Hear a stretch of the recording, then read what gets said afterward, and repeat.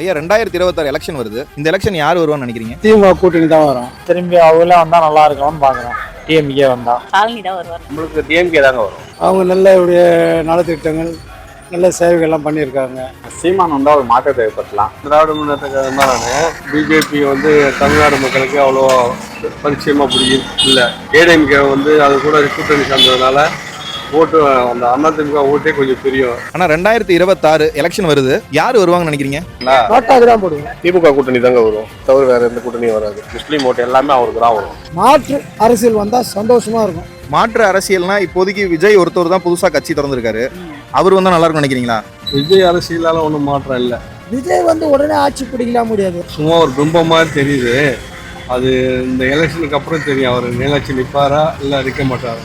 அதிமுக எடப்பாடி தான் வருவார். எடப்பாடி மேல உங்களுக்கு இருக்கிற நம்பிக்கை என்னென்ன? எடப்பாடி வந்து என்ன நம்பிக்கை துறை தான் அவர். திமுக கூட்டணி இந்த 5 ஆண்டுகள் எப்படி பண்ணியிருக்காங்க? எல்லாம் வெரி குட்டாக தான் இருக்கு. இப்போ சிஎம்மோட இந்த சிஎம் பண்ணுறதெல்லாம் புதுமையாக தான் இருக்கு.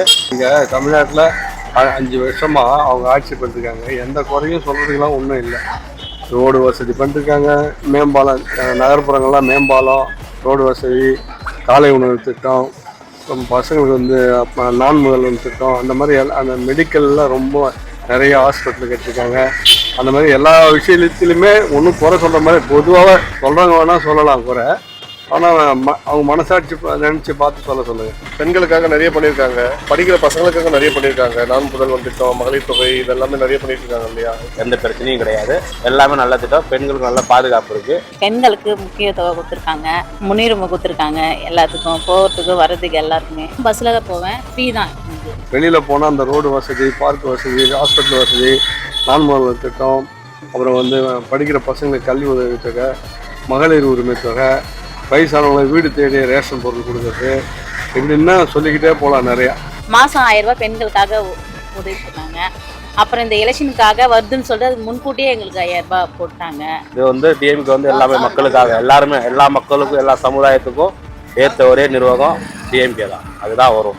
இன்னொரு இருக்க நல்ல நல்ல திட்டங்கள் தான் கொடுப்பாரு, நல்லபடியாக செய்வார், நம்பிக்கை. ஆனால் இப்போ அடுத்த அதிமுக ஆட்சிக்கு வந்தால் இந்த நலத்திட்டங்களை பூரா முறையாக பண்ணுவாங்களா? இந்த அளவுக்குலாம் செய்ய மாட்டார். ஏடிஎம்கே வந்து எடப்பாடி பழனிசாமி நான் தான்ற மாதிரி இருக்காரு. அவர் வந்து கொஞ்சம் விட்டு கொடுத்து போயிருந்தாருன்னா அந்த கட்சி வந்து இவ்வளோ வீக்னஸ் ஆகிருக்காரு. இப்போ வந்து அவர் டெல்லிக்கிட்ட அடமானம் வச்சுட்டாரு கட்சி.